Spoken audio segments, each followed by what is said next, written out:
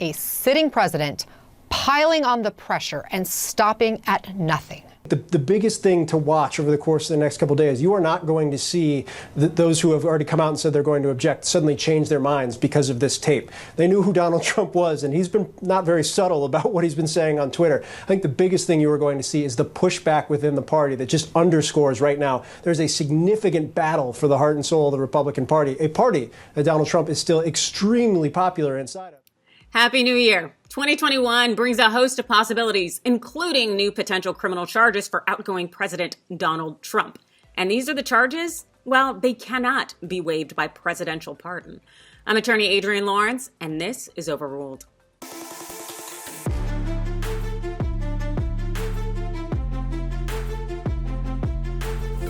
This past weekend, the Washington Post published the audio that's now been heard around the world of President Trump and his team calling the Georgia state election officials trying to get the election results overturned. So here are the 3 legal things you need to know about Trump's conference call. First, the backstory.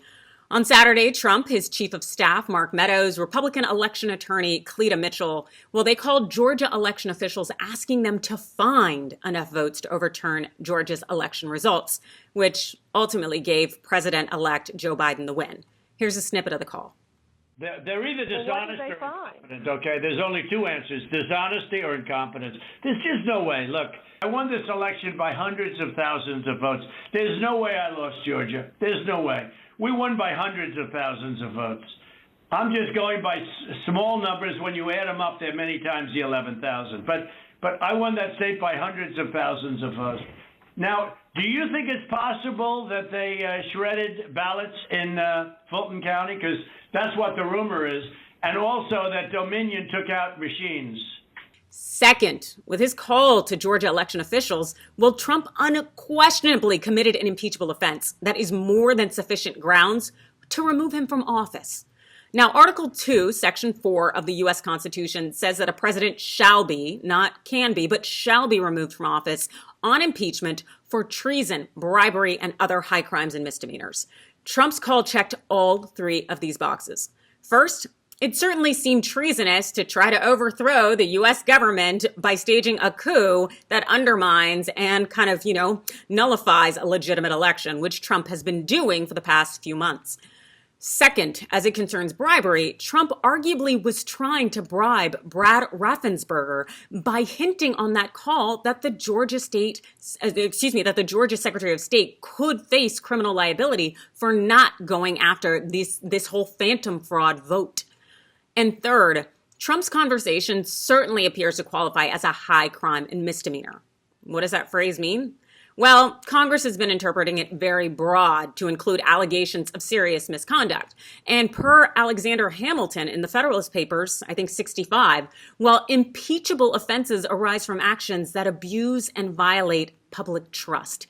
Trump certainly did that with this phone call. So there should be an impeachment in his future, but will there be? Third, Trump's call, well, it certainly seems to violate Georgia state election laws. We saw this exact issue arise in late November when Brad Raffensperger said that Senate Judiciary Committee Chair Lindsey Graham basically asked him if he could possibly throw away valid legal ballots when there were inconsistencies in signatures. It would have been felony election fraud then, and it damn sure was this past Saturday. Felony election fraud. You know what? Trump's efforts to find these votes, it's a little bit on the illegal side at the federal and state level. But I guess the bigger question is, will he be prosecuted?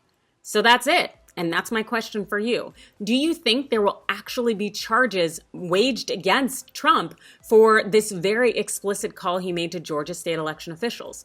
Let me know below in the comments if you think the Dems will actually do something, and possibly with the Republicans' help. And definitely hit me up on Twitter using hashtag #TYTOverruled. Follow us for more, and thanks for watching.